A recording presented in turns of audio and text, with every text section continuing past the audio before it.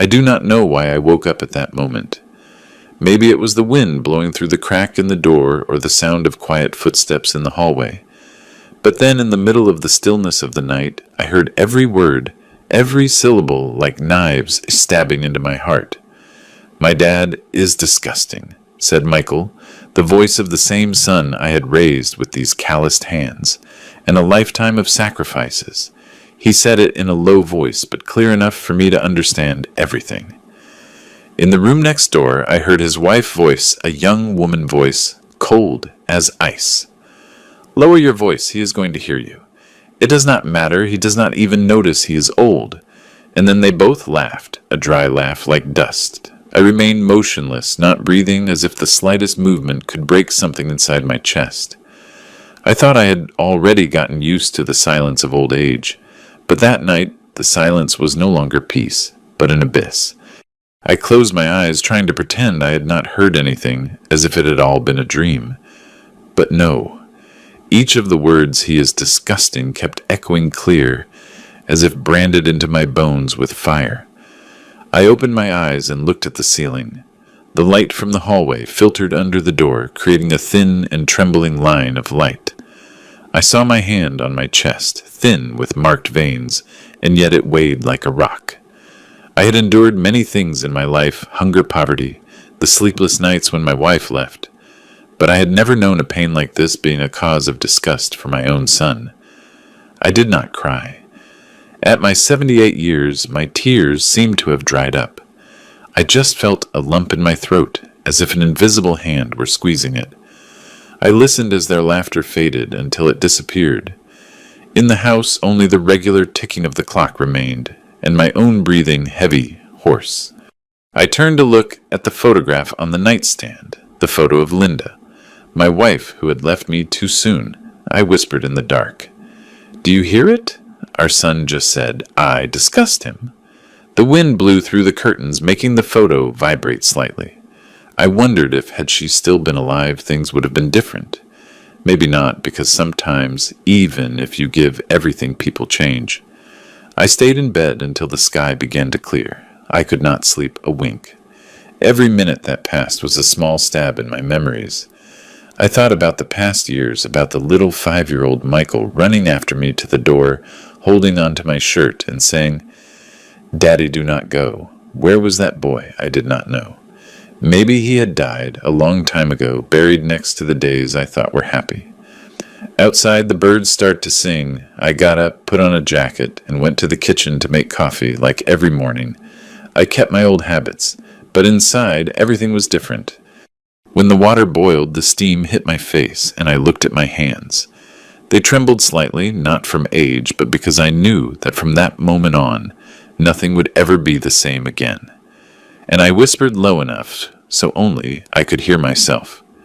If a son feels disgust when looking at his father, maybe it is time for the father to look at himself. Before continuing, subscribe to the channel, and tell us where you are listening from in the comments below. My name is Arthur Robinson, 78 years old, born in a small town in West Texas, where the land is dry, the wind kicks up dust, and people learn to grow with their hands and not with words. My family was so poor that the wooden bed was the only thing that survived the leaks of every rainy season. I finished elementary school and left it because my father died young and my mother had to wash other people's clothes to feed 4 children. I started working in construction at 14 when they still called me Slim. I pushed wheelbarrows of sand-mixed cement, learned to endure the heat and the pain. But it was there amid the roar of hammers and the smell of lime where I learned one thing. A man must support himself with his own hands without waiting for anyone to rescue him. I worked tirelessly every dollar earned with the sweat of my brow. At 26, I married Linda, the girl who sold flowers at the market, the one with the sad dark eyes, but who always smiled. We had 2 children, Michael and Sarah. The day they were born, I felt my life light up as if heaven owed me some happiness, and had finally decided to pay me. But life is never fair for long. Linda died young, a fever an afternoon, with no time for goodbyes. Standing by her bedside, watching my 2 little ones hug and cry, I understood that from that moment on, I would be father and mother at the same time. I was not rich, but I never let my children go hungry. I got up every day before dawn, made black coffee, ate a piece of dry toast, and went to the construction site. Coming back in the afternoon, no matter how tired I was, I tried to read them a few pages from some storybook. I do not remember all the nights I spent mending Michael clothes, or the times I stayed up taking care of Sarah when she had a fever. I only remember the smell of their hair, the scent of cheap soap, and a thank you daddy so low that only I could hear. That was what made me believe that all the effort was worth it. I felt proud seeing Michael go to a good college with a clean uniform and polished shoes. I bragged about him to my co-workers, telling them that he will be an engineer, not a bricklayer like me. I sold my only motorcycle to pay for his last year of college, and I still remember his graduation day. I was standing at the end of the row of seats, with my back soaked in sweat, but with a smile that would not fade. That was the day I believed all my sacrifices had been rewarded. And Sarah, my younger daughter, sweet, and of few words, so much like her mother. She always said, "Dad, you are the strongest man in the world." I laughed and answered her that I was just a man who knew how to endure. Years later, when work improved, I managed to open a small hardware store. It was not big, but it allowed me to hire someone and spend more time with my kids. I was able to buy my first house, the same one Michael would later call the old palace. For me, it was not just a roof, but every brick of my entire life. Remembering all that does not bring me pride, only sadness, because it turned out that everything I worked so hard to build, I had given to someone who now looked at me with contempt. I gave the love of a lifetime to someone who did not know how to return it. Sitting by the window, listening to the noise of the cars on the street, suddenly, I thought maybe it was because I loved him too much that he forgot how to love back. Since that morning, I started seeing everything in the house with different eyes. Nothing had really changed. It was still the same old kitchen, the cream-colored walls, with the paint peeling a bit the cactus on the porch that bloomed every morning, but I felt a coldness that seeped into every corner. It did not come from the wind, but from the attitude of the people. Michael got up late, as always. He came into the kitchen, threw me a fleeting glance, and asked reluctantly, "Did you sleep well?" "Dad," I nodded, smiling, as if I had not heard anything the night before. I poured him a cup of coffee with a steady hand. "Good, son, very good." He thanked me. He took a sip and concentrated on his phone. Not another word. Between us, only the sound of the spoon against the cup, rhythmic and strange. I looked at his hand. Long fingers clean, without calluses, without traces of metal, nothing like mine. Suddenly I thought that maybe that was why he saw me as dirty, rough, disgusting. That thought was like a pin, small, but stuck right in the place that hurt. At noon, he worked in the living room, his laptop open, headphones on, his voice sounding firm and determined. He was calling someone, probably a colleague. I passed by there by chance and heard a few words. "Yes, he still lives with me. You know, old Slow. I do not want him to fall in the middle of the living room." And then a laugh. I stopped for a second. And then I kept walking in silence towards the garden where I myself had planted every rose bush now with withered leaves from lack of care. I sat on the stone bench looking at the house I had built with all my strength. And for the first time in many years, I no longer felt it as my home. It seemed like a cage. During the whole afternoon, I barely spoke. I did the usual, watered the plants, cleaned the table, tidied the kitchen, but inside something was burning on a slow fire. It was not rage, but a desolate sadness, that of someone who realizes he is nothing more than an object in his own house. At nightfall, Michael had dinner with his wife. They spoke in whispers, laughing every now and then. I was sitting at the other end of the table in silence. They did not notice my presence. After a while, my daughter-in-law got up and cleared the plates, while Michael said loudly, "Dad, do not get up. I will do it." But I knew it was just an empty gesture of courtesy. I nodded and cleared my own. Passing by the living room, I heard them whisper, "He stays quiet all day. It is better this way. I went back to my room and closed the door. The room was in semi-darkness. Only the ticking of the clock could be heard. I sat on the edge of the bed, looking at my old shoes placed neatly on the floor. Those shoes had accompanied me for 10 years. They had stepped on thousands of yards of dirt. They had walked through countless construction sites. I bent down and dusted them off carefully. In that moment, I felt I was the last one who still remembered the past. That night, I did not sleep either. I sat by the window listening to the whistling of the wind between the bars, thinking of Linda of the days when I held little Michael in my arms. I asked myself, did I spoil him too much, to the point that he forgot what gratitude is? And then I understood. It is not time that distances people, but the silence between two hearts, when one no longer wants to listen, and the other does not dare to speak. I sighed and drank a sip of the cold coffee that was on the table. In the mirror, my reflection returned a tired look, but more lucid than ever. I knew that if I stayed in silence, sooner or later, I would disappear completely, even if I continued living in my own house. And from there, a small idea, clear and serene, began to germinate in me. It was time to leave. The next morning, I got up earlier than usual, an old habit. Make coffee, open the door so the wind comes in, listen to the city waking up.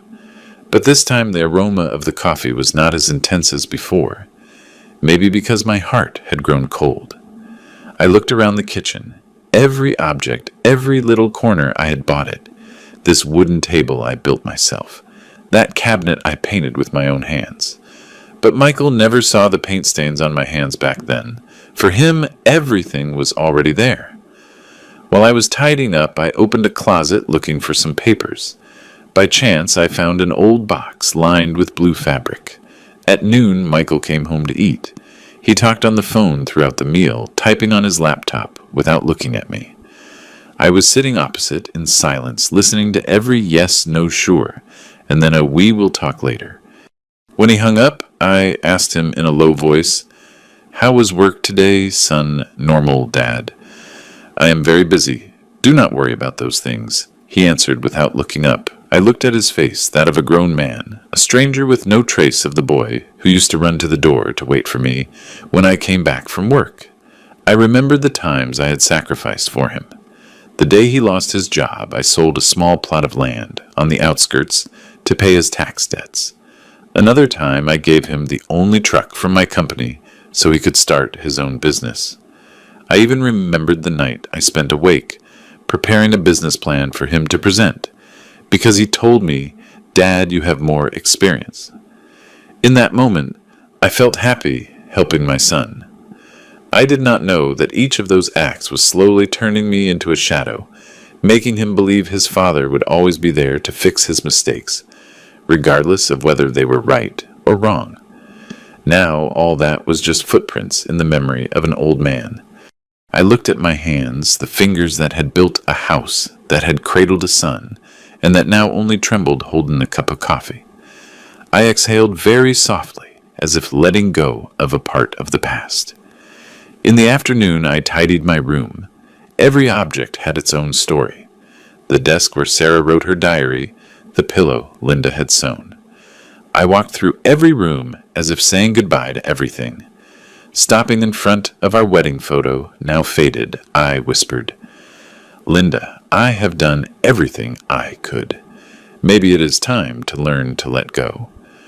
I sat on the bed, took a small notebook, and wrote a few lines. Affection, when not valued, becomes a burden. Maybe the most merciful thing I can do for my son now is disappear from his life. I closed the notebook and looked out the window where the afternoon light was fading. In that instant, I did not feel rage nor fear. Only a lightness in my heart, that of someone who finally accepts the truth.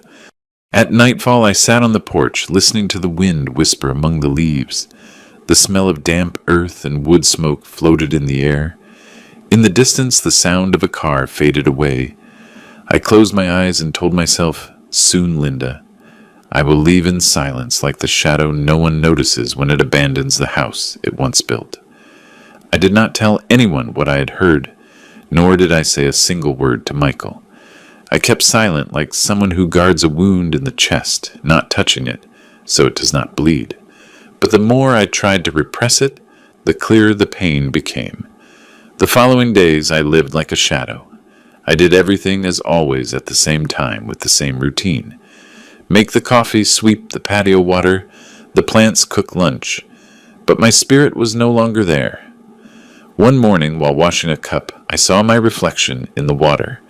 Gray hair, tired eyes, and behind me the spacious house I once dreamed of having. I remembered that, as a young man, I believed that with a solid roof, my children would never go without that brick. Walls would protect love. I was wrong. I forgot that a home is where there's affection. Otherwise, it is just 4 empty walls. That afternoon, Michael came back late. He walked into the house, talking on the phone with the cold look of a stranger. I greeted him, and he nodded without looking at me.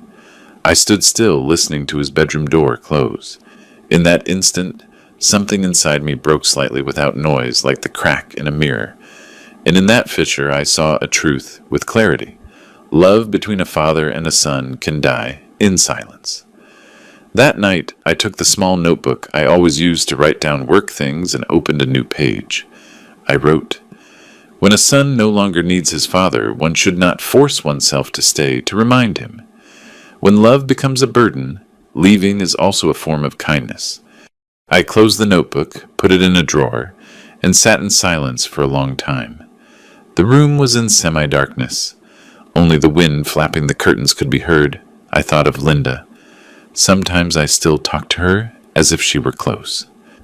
"Linda," I called her in a low voice, "I have done everything I could. I raised our son to be a good man, but he no longer sees me." In the dark, the photo on the table vibrated slightly, and the yellowish light illuminated her face as if she nodded. The next day I started gathering my few belongings, not because I wanted to run away, but because I needed to put my soul in order to be able to leave. I gathered some clothes, some papers, a photo of Linda, and my father's old watch. Just enough for an old man seeking to find his peace again. In the afternoon, when Michael left the house, I walked through every room. The house was lit up, but it lacked warmth. I touched the walls, the small cracks I myself had filled with putty, and I thought in silence, "Maybe it is time." I did not feel rage nor resentment, nor did I feel like a failure. I just perceived one simple thing. It was the moment to recover my dignity. When a father realizes his son looks at him with contempt, he should not cling to that love, because it is no longer love. That night I did not sleep. I sat on the porch contemplating the moonlight on the tiles. A soft breeze brought the smell of wet earth. I took a deep breath and felt a strange calm. There were no more tears, only a serene determination. Leaving this place not to flee, but to start over. I whispered to the void, "Linda, I am going. This time it is not for work, but because I need to live the rest of my life as a person, not as a shadow in my own house." The next morning, when the sun was barely peeking over the rooftops, I opened the window, letting the wind enter with the damp smell of earth and the jasmine from the porch. The house was strangely silent. Only the dripping of the coffee and the beating of my heart could be heard, rhythmic and heavy. I looked around, feeling like every object was watching me. The wooden chair I built with my hands, the old wardrobe, with the scratch Sarah made as a child, the stained wall I always promised to repaint. Everything breathed the past, but it no longer belonged to me.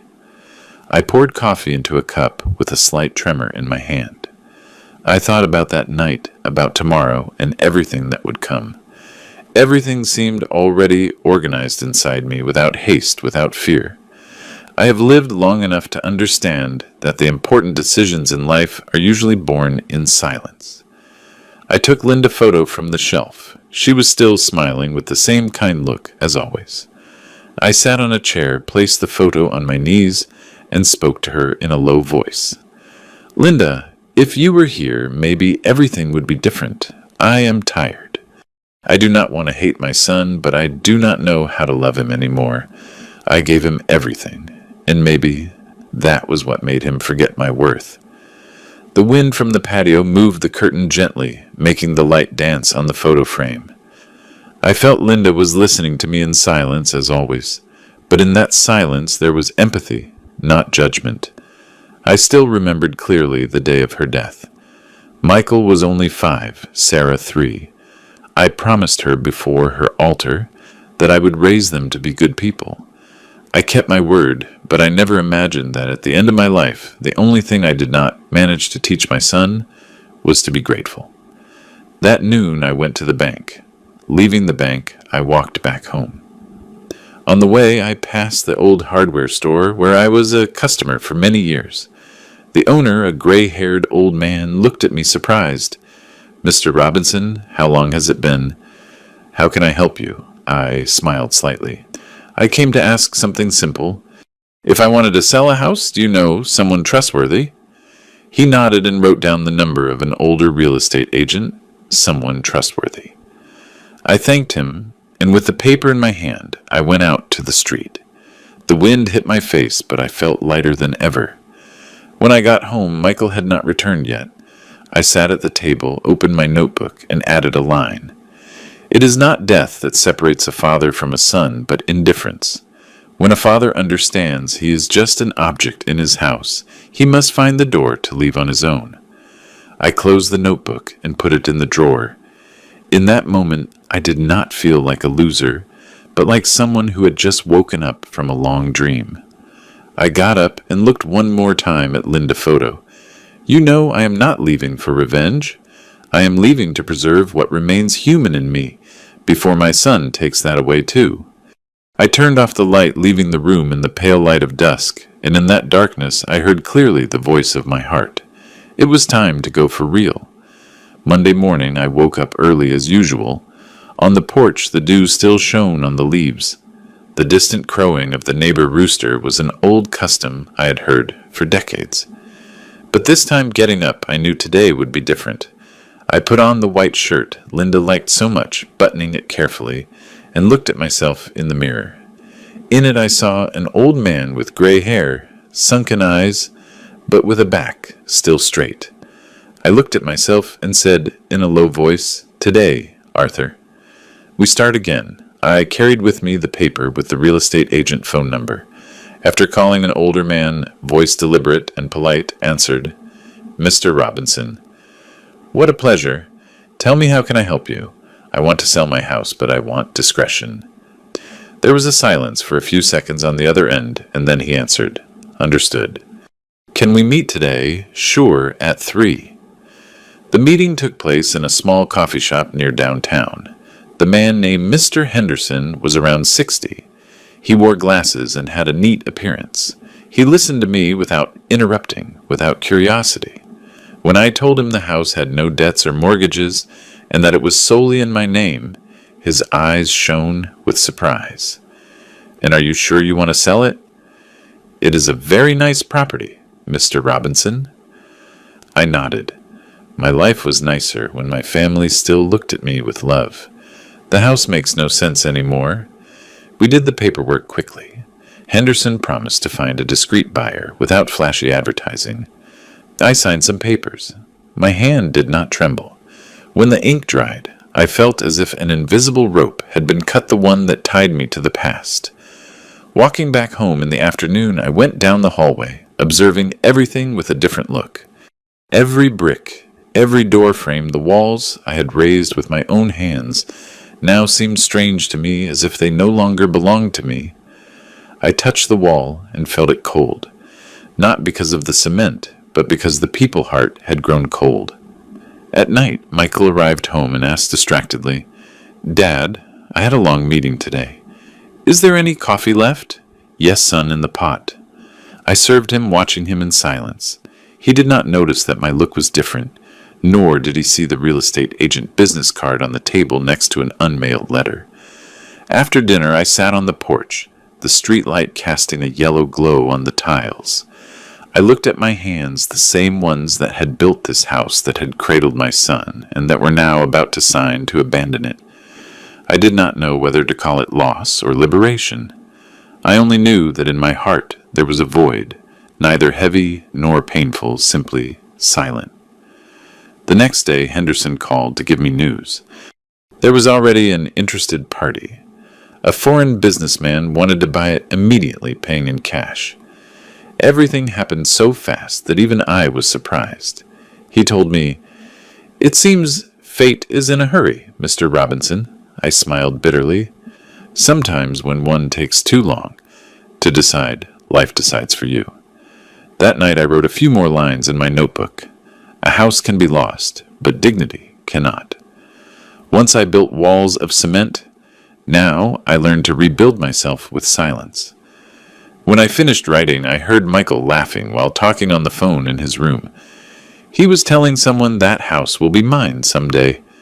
I smiled slightly, without bitterness, without anger. The smile of someone who has already understood everything. I turned off the light and looked around one last time. The moonlight entered through the window, illuminating the familiar objects. I said in a low voice, "Linda, I am almost leaving. In this house there is no room for memories anymore, but I still remain. The memory still remains. And us, even if we are only the breath of the past, we will continue together, but in another place, a quieter place." 3 days later, the deal was closed. All the papers were signed on a foggy morning. Mr. Henderson shook my hand, his look full of respect. "Congratulations, Mr. Robinson. Everything is in order. The buyer pays in cash, and the transfer is made today." I nodded and thanked him. I felt neither joy nor regret, only the feeling of having fulfilled one last duty to myself. Leaving the office, the midday light hit my face so bright I had to close my eyes. A chapter of my life had just closed as softly as the sound of a wooden door closing behind my back. I returned home in the afternoon to the house that was no longer mine. Everything remained the same, but I saw it differently. Every object, every wall seemed to say goodbye to me in silence. I walked down the hall, stopped before our wedding photo, and gently touched the dusty glass. "Linda, it is done." I managed to let go. I took my old canvas bag, folded my clothes, put in some papers. Linda photo, my father, old watch, and the small notebook, the only things I considered my true heritage. I stopped for a moment looking around the room. It was a strange sensation, as if leaving my own body but remaining conscious. I took out from the drawer the sheet of yellowed paper I had prepared. I rested the pen and wrote slowly, every letter, with care, without shaking. "Do not worry, son. You will not have to pretend anymore. The one who embarrassed you is gone. Take care, Michael. I hope someday you understand that love is not inherited. It is earned." I folded the paper, put it in a yellow envelope, left it on the dining table, and placed a small stone on top so it would not blow away. I looked around one last time. The house was in silence. The afternoon light entered through the window, making the dust motes shine. I remembered the day I finished building this house. Michael was 10, Sarah 7, and Linda was still alive.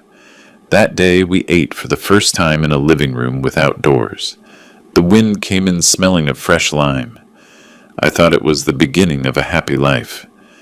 Who would have said it would be the place where the last years of my relationship with my son would close? I went out to the porch. I locked the door without looking back. On the street, people walked hurriedly. I dragged my suitcase slowly, listening to the sound of the wheels on the sidewalk. Every turn was a weight releasing from my heart. At the corner, I stopped and took a deep breath. In front of me was the bus stop. I took the first one going downtown. On the bus, I sat by the window and looked out. The city moved away, its lights reflected in the glass. I put my hand in my jacket pocket where I kept the transfer receipt, the proof that everything now belonged to me, and only to me. I got off at the last stop and took another bus to the airport. I had bought the ticket 2 days before. One way, no return to Phoenix. No one knew. No one asked. I sat in the waiting room watching people say goodbye with hurried hugs, while I only had my suitcase and a heart as light as a bird. When the plane took off, I looked out the window. The city became smaller and smaller until it disappeared.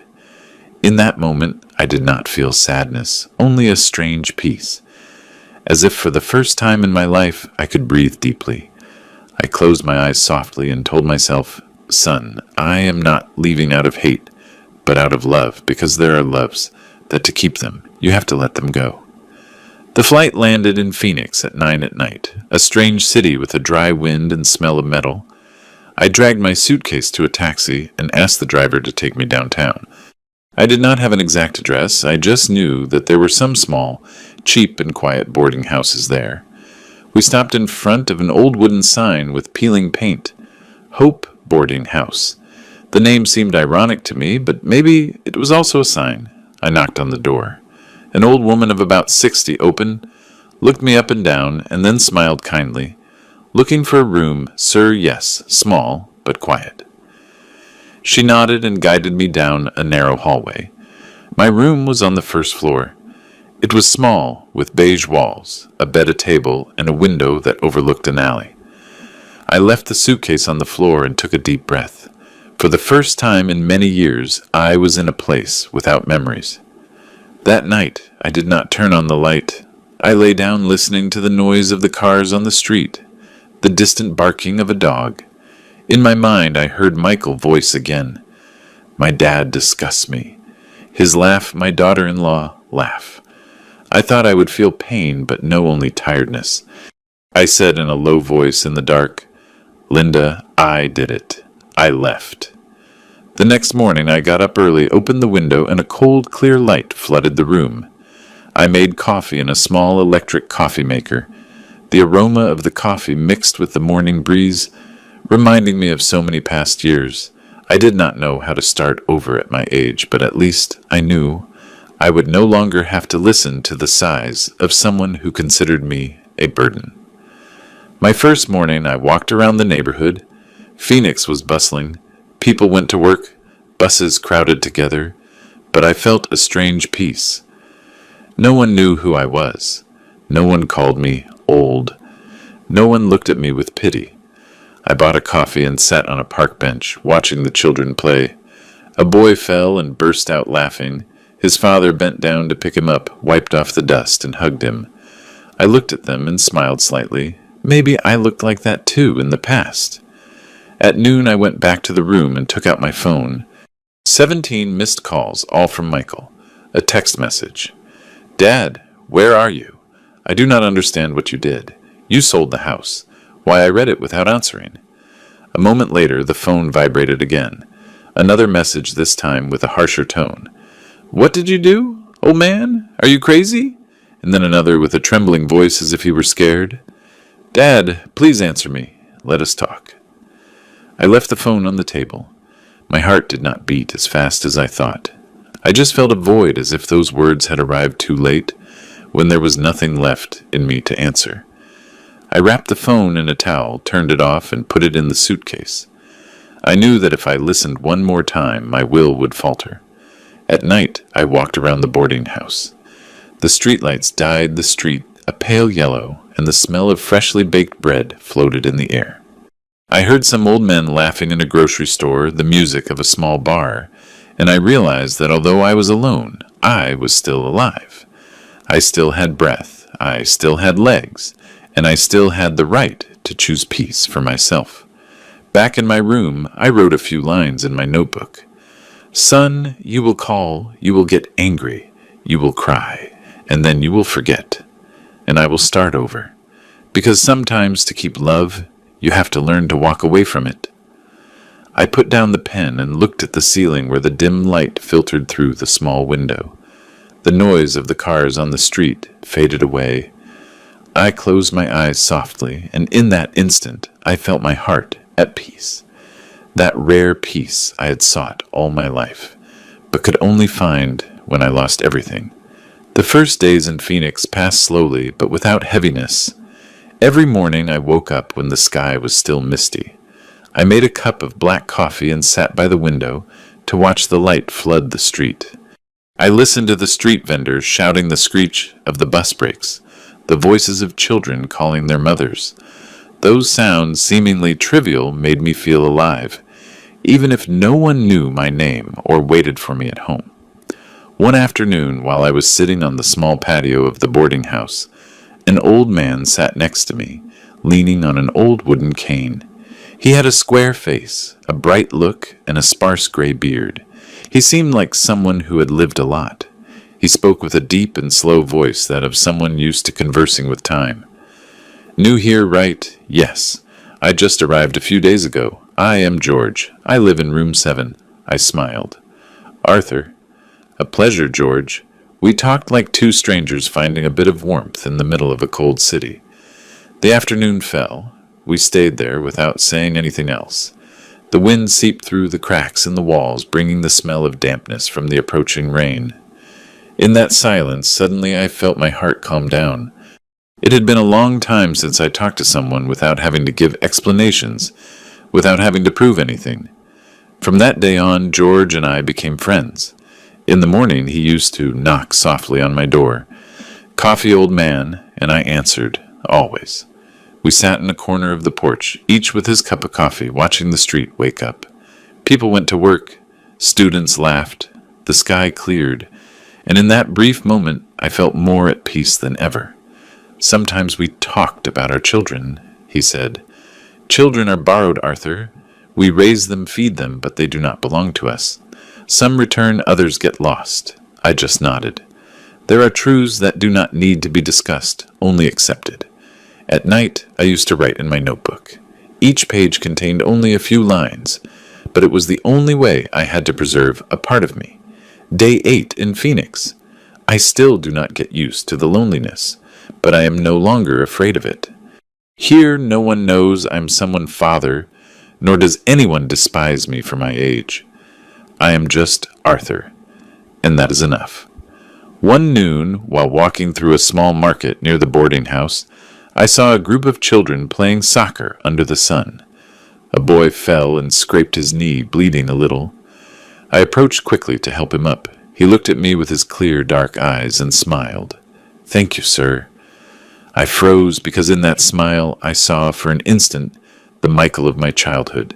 The same eyes, the same laugh before time and ambition turned him into another person. That night I went back to my room. I poured myself a cup of coffee and sat on a small wooden chair. The wind from the street entered light but penetrating. I said in a low voice, "Linda, maybe I am still lucky, because in this strange place I have found a little warmth from people without blood ties, without strings attached." I drank a sip of coffee and added one more line in my notebook. "Sometimes family is not where you are born, but where they listen to you, without judging you." And I realized that peace in reality is not in any place. It only comes when you stop expecting someone to understand you. One morning, while I was sitting with George on the porch drinking coffee, the landlady brought me a thick white envelope. "For you, Mr. Robinson. It arrived a while ago," she said before leaving. I recognized the handwriting on the envelope. Neat, cold, with the name of a law firm. I had a bad feeling. I opened it and read every line slowly. "By means of this letter, you are notified of the intention to challenge the sale of the property located in..." I read it 3 times to understand it completely. Michael was suing me. He claimed that when signing the sales contract, I was not in full use of my mental faculties, meaning that I was senile, that I was not aware of my actions. I laughed, not out loud, just a huff that sounded like the wind. I did not feel rage nor surprise, only relief, because I had already foreseen it. George looked at me and asked in a low voice, "Is something wrong?" I folded the paper and answered, "Nothing I did not expect. It is my son, and he wants what is no longer his." He just shook his head and said slowly, "When love does not teach respect, life takes charge." That afternoon I went to the bank. Mr. Lewis, the young advisor, recognized me immediately. I handed him a copy of the documents and said, "I am going to need certified copies of all the movements and a medical certificate from my doctor, the one we left on file." He understood instantly and nodded. "Legal problems, Mr. Robinson. No just truths that need to be put in writing. Before selling the house, I had done everything according to the law. I had a medical certificate confirming my total lucidity, a video of the signing before a notary, and even a statement I read myself clear and articulate. Everything was on file. I was not worried. The next day I called the law firm listed on the envelope. When the secretary answered, I said calmly, "This is Arthur Robinson. Tell the lawyer that his client, my son Michael, can forget about this lawsuit. If he insists, I will have to show evidence that will make him embarrassed in front of a judge." She kept silent for a few seconds, and then just said, "I will convey it to him, sir." I hung up. In the room, the afternoon light entered obliquely through the window, illuminating the still steaming cup of coffee. I laughed alone, not for the victory, but because I realized that for the first time in my life, I had learned to defend myself without needing to shout. 3 days later, there were no more letters or calls, but one night, turning on the phone to see the news, the screen blinked. 20 new messages. Michael. I opened one. It was his voice. Hoarse. Tired. Dad. I did not know you had done all that. I did not think you would leave like that. About the disgust. It was nonsense. Sorry. Come back, please. I listened to the end and turned off the phone. I did not cry. I just stood still, looking out the window at the blinking lights of the city. I thought of George's words. There are wounds that do not heal with justice, but with distance. I added one more line in my notebook. Son, there are apologies that do not need to be heard, because when a father heart has grown cold, only silence remains, and silence is also an answer. Then I closed the notebook and poured myself more coffee. Outside, the night in Phoenix was so silent, you could hear the slight whisper of the wind on the rooftops. For the first time in many years, I felt truly firm, not for having defeated anyone, but because I had finally chosen peace for myself. A week later, I was sitting on the porch of the boarding house, writing a few lines in my notebook, when the old phone vibrated softly. It had been off for a long time, but that day I do not know why I turned it on to check the time.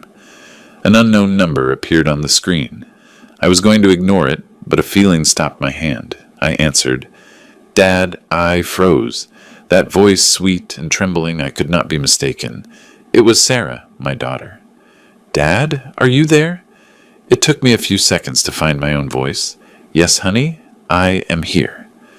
There was a long silence between us, one of those silences that can only exist between two people who have been separated for a long time, but still love each other. Then she broke down crying. It was so hard to find you. No one knew where you were. Michael did not want to say anything. He just told us you had sold the house and disappeared. I asked slowly with a calm voice. And did he tell you why I did it?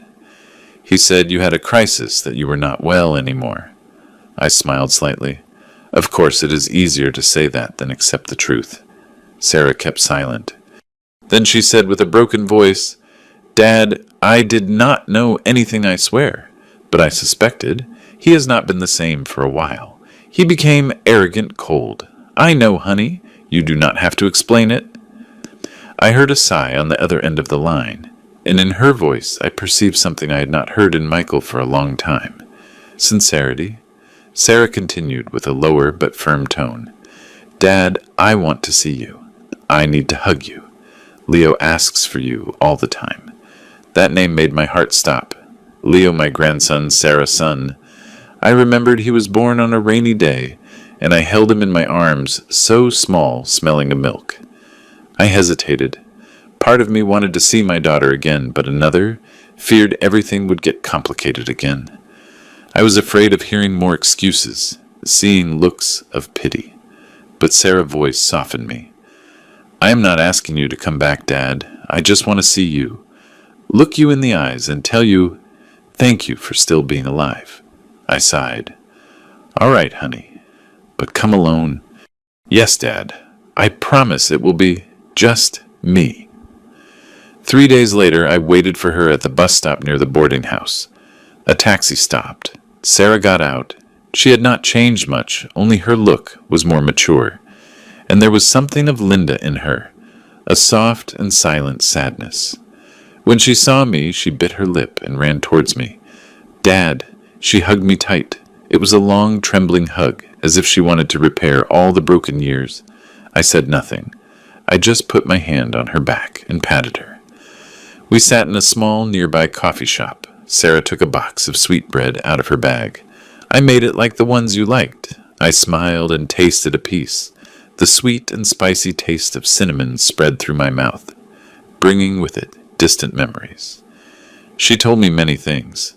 About her work, about Leo, about how she missed her mother, about the years she kept silent for fear of Michael. I listened, without blaming her. When she stopped, I told her, "Daughter, do not blame yourself. Everyone carries their story.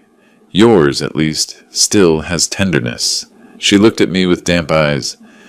"Dad, can I come see you more often?" I nodded, smiling. "Always, honey. This door, although humble, will always be open for you." That afternoon, when Sarah left, I stayed alone in my small room. On the table was the box of bread, half eaten. I cut a piece, drank a sip of coffee, and looked out the window. Outside, the sunset was falling, dyeing the sky a fiery red. I wrote in my notebook, "Sometimes love does not come from someone new, but returns through those you thought lost." Sarah has brought back Linda warmth, and maybe thanks to that, I will learn to love again without fear of being hurt. A week after our first meeting, Sarah called again. Her voice was light and enthusiastic, like a little girl.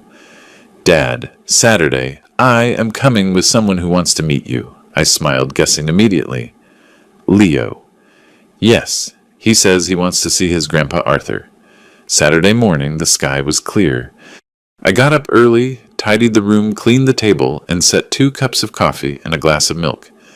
I do not know why, but my hands trembled a little, as if I were about to meet something I had lost a long time ago.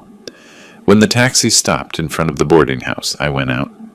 Sarah opened the car door, and a boy of about 8 poked his head out with bright dark eyes. "You are my Grandpa, Arthur, right? Yes, son."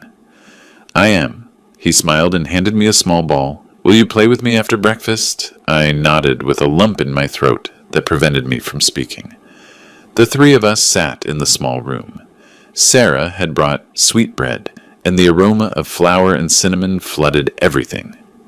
Leo talked to me about his school, the neighbor dog, that he wanted to learn to play the guitar. I listened and smiled. Every time he said Grandpa, I felt like a piece of my heart was being repaired. After breakfast, we went to a nearby park. I sat on a stone bench watching him play soccer, laughing out loud. A soft breeze blew, lifting the dry leaves. In that moment, I remembered Michael when he was little. The same bright eyes, the same laugh.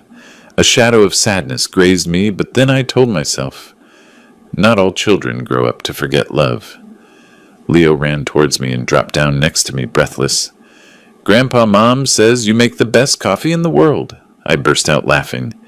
"It could be, but only when there is good company." He looked up, tilting his head. "And why didn't you live with us?" "Mom said you were traveling." I looked into his clear eyes. I could not lie to him, but I could not tell him the whole truth either. Sometimes adults also need to find their place, son. He stayed silent for a moment and then nodded. "And now you found it? I think so." He smiled and suddenly hugged me. A small, warm, and sincere hug. At nightfall, Sarah said it was time to go. Leo did not want to. He grabbed my hand tightly. "Can I come back, Grandpa?" "Sure, whenever you want." When they were out of sight, I stayed at the door for a good while, watching the dusty street. On the bench, his small ball had remained. I picked it up, dusted it off, and placed it next to the window. That night, I did not sleep. I sat down to write in my notebook with trembling but firm handwriting. Today they called me Grandpa again. Sometimes life takes a son and gives you back a grandson as a way to remind you that love does not die. It just changes form. I closed the notebook, listening to the wind outside. I no longer felt alone. In my heart, a small spring had just begun. Since Sarah and Leo found me, my life acquired a new rhythm.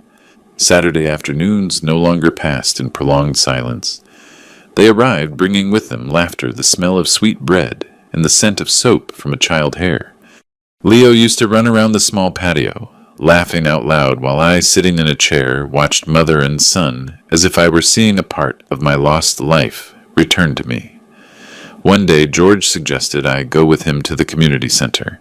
He said they organized meetings for seniors. They played chess, told stories, shared life experiences. I hesitated. It had been a long time since I was in a crowd, and part of me still feared people would see an old man abandoned by a son. But George said, "Sometimes when you tell your story, you lend courage to another who still does not dare to speak." I thought about it all night and finally accepted. That afternoon, I put on my oldest shirt, took my notebook, and entered a small meeting room. There were more than 20 people of different ages sitting around a round table. They told stories about old age, about children living far away, about loneliness. Some laughed, others cried. When my turn came, I stood up, hands trembling slightly. "My name is Arthur Robinson," I began with a hoarse voice, "and I sold my house because I heard my son say I disgust him." The room went silent. I could hear the slight creak of a wooden chair. I told my story without haste, without drama, like someone pulling thorns from the heart. I spoke of my life, of work, of Linda, of Michael, of the night I heard those words, and of my decision to leave in silence. With every sentence, I felt like the wind blew over an old wound, stinging, but at the same time drying it. When I finished, no one said anything. A tiny old woman with completely white hair got up, hugged me, and said in a low voice, "Thank you, Mr. Robinson. You said what many of us feel and keep quiet." And then the whole room applauded. It was not a loud applause, but soft, sincere. In that moment, I realized I was not alone. I was not the only one forgotten by his children. There were so many old people like me sitting in the darkness of their old houses, wishing someone would listen to them at least once. At night, coming back, I sat at the door and wrote in my notebook. Today I spoke with a trembling voice, but with my heart in my hand. I did not tell my story to get pity, but to remind those who keep silent that loving is not enduring, and that respect is the only debt children should never forget. I closed the notebook, listening to the distant sound of cars on the street. My heart did not weigh so much anymore. I knew I had done the right thing, not confronting my son, but standing up for myself. That night, the wind on the porch blew as soft as Linda hand caressing my hair. I smiled, drank a sip of coffee, and thought, maybe I have finally learned to speak without needing to shout. And in the whisper of the wind, I seemed to hear an answer. That is how a heart heals Arthur, speaking with dignity. Time passed, and Phoenix became little by little my home. I acquired the habit of going in the morning to the market to buy bread, in the afternoon, having coffee with George, and at night writing a few lines in my notebook before sleeping. Weekends, Sarah and Leo came to visit, bringing with them laughter, smell of cinnamon, and simple happiness. I thought my life had finally found peace, but life rarely remains silent for long. One afternoon, Sarah came alone. As soon as she entered, I saw the heaviness in her face. She left her bag on the table and sat in silence for a moment. "Dad, I have to tell you something, but promise me you will not get angry." I nodded slightly. "Tell me, honey." She took a deep breath. "It is Michael. He is bad. Very bad.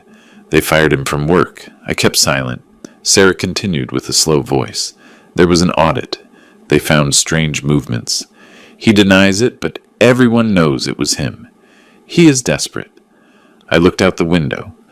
The last light of day illuminated my hands, which trembled not from fear, but from pity. Pity for a son who did not know how to stop in time, I asked in a low voice. "And what do you think I should do?" Sarah lowered her head. "Nothing, Dad. I just wanted you to know. He did not ask me to come, but I know how he is. When he feels cornered, he attacks." I nodded, understanding immediately. Michael had always been like that. When he lost control, he looked for someone to blame, and usually that person was me. That night, I could not sleep. I went out to the porch and sat down to look at the starry sky of Phoenix. I remembered every stage of my life. The years of exhausting work to raise my children, the long nights with no company but the sound of the wind. I sighed. There are children we love with all our soul, but that love cannot save them, because they do not need love. They need consequences.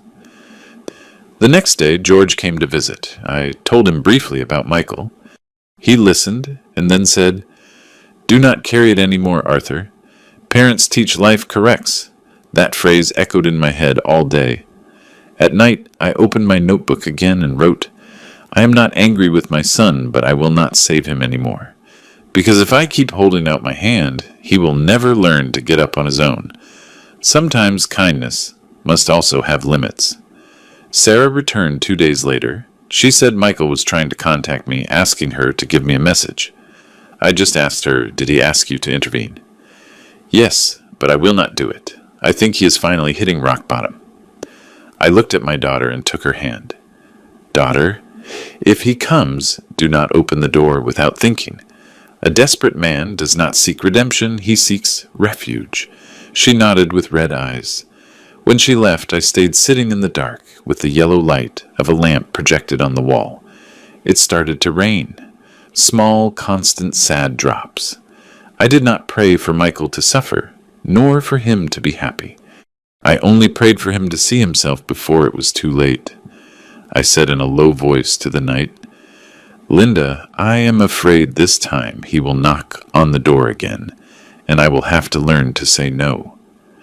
3 weeks later, what I feared happened.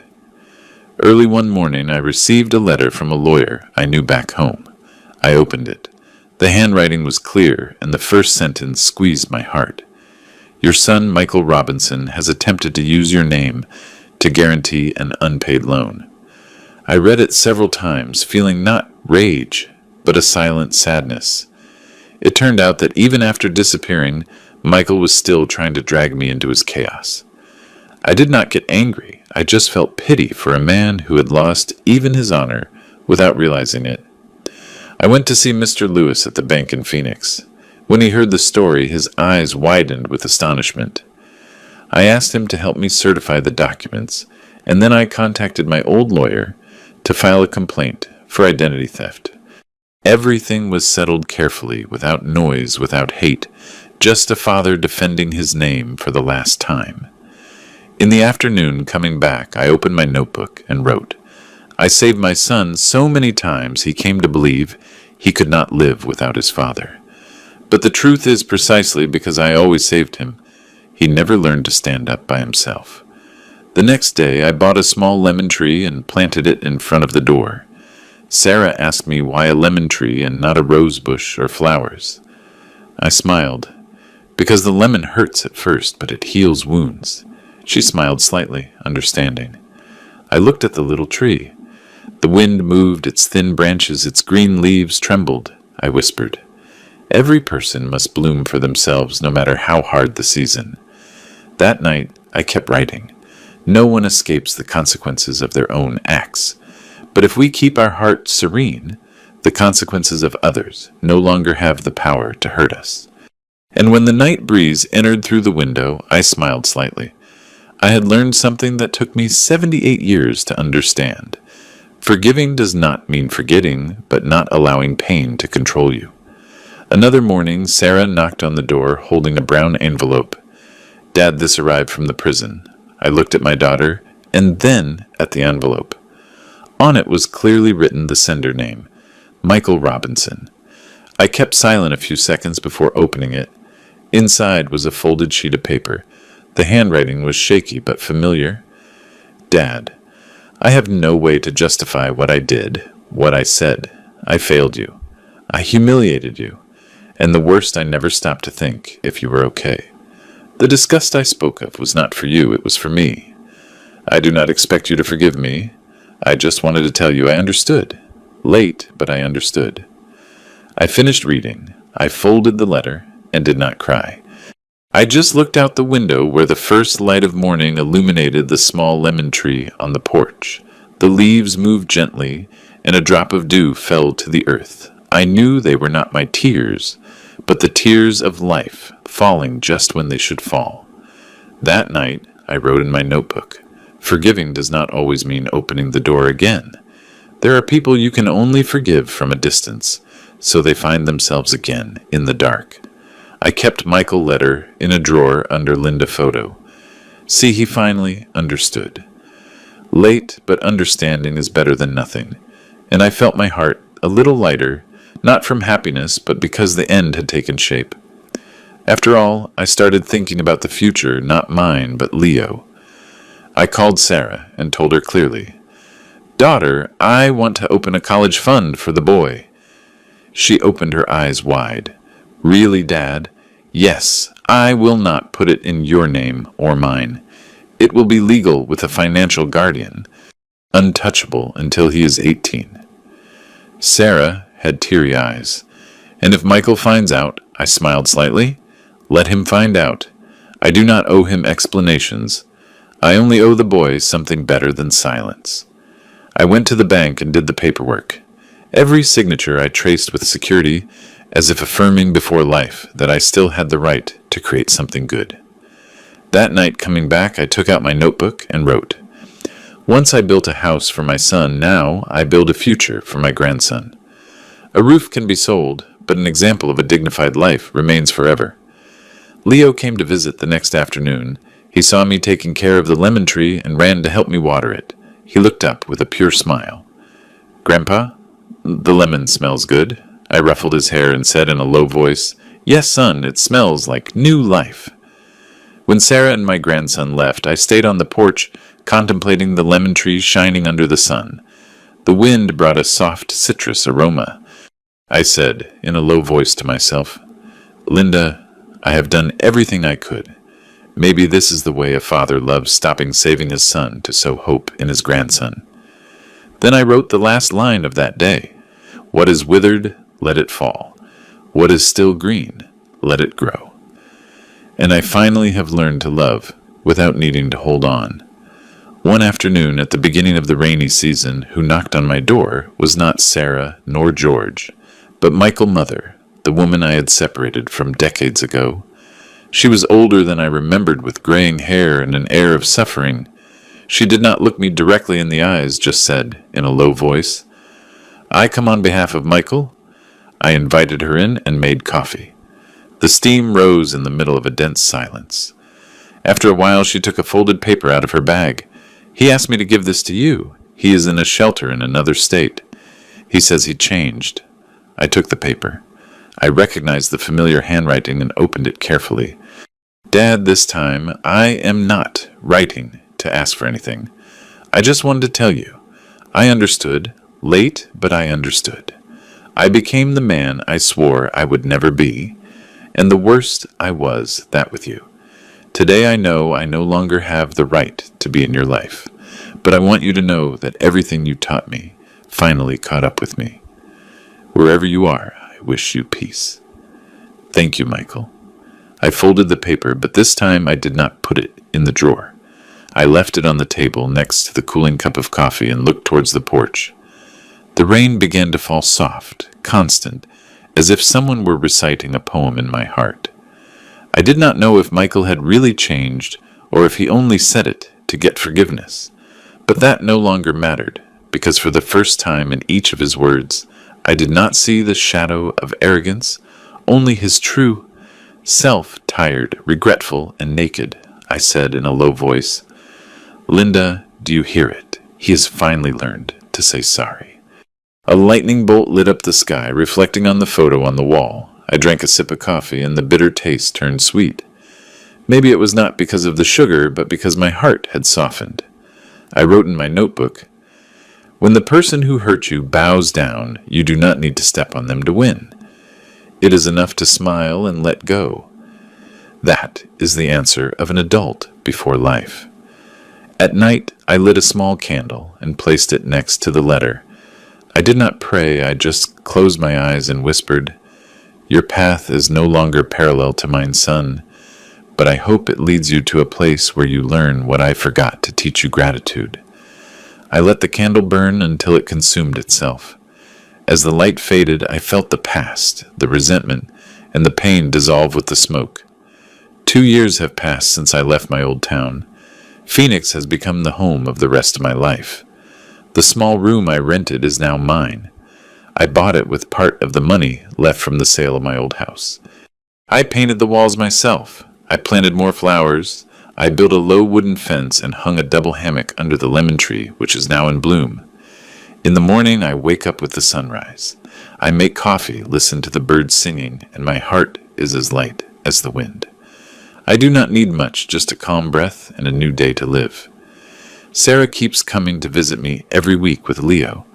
The boy is already 10. He is taller, he is smart and polite. He helps me sweep the patio, pick up the fallen lemons, and then sits to listen to my old stories. One day he asked me, "Grandpa, why do you never get angry with my dad?" I smiled and looked at the blue sky, because I learned that anger does not correct it, only tires the soul. He nodded as if he understood. In the afternoons, Sarah and I drink coffee and talk about her work, about the small bakery that little by little is prospering. She smiles more. Her look is no longer as sad as the first day we met again. I look at my daughter, and a silent calm floods my heart. I lost a son, but life gave me back two beautiful souls, Sarah and Leo. One day, while the sunset was falling, I sat in the hammock and wrote the last lines in my old notebook. I used to think justice was making whoever hurt you suffer double. Now I understand that true justice is living in peace, without that person having the power to hurt you anymore. I closed the notebook and left it next to my cup of coffee. The wind brought the aroma of the lemon blossoms. I said, in a low voice, as if someone were listening to me. "Linda, I am finally home. Not in a house of bricks, but in the house of my own heart." I looked up at the sky. The last light of day slipped between the leaves and fell on my shoulders, like gold dust. Leo ran towards me, hugged me, and burst out laughing. "Grandpa, the tree already has fruit." I smiled and nodded. "Yes, son, and every fruit is a new life." I looked into the distance and told myself and all the parents who have ever been forgotten, if one day your son hurts, you do not let that pain kill the kindness in your heart, because dignity once preserved will bloom even in the earth that once was sterile. Then I sighed and closed my eyes softly. In that silence I heard the wind. Leo laughed the whisper of the leaves. Peace in the end was not far.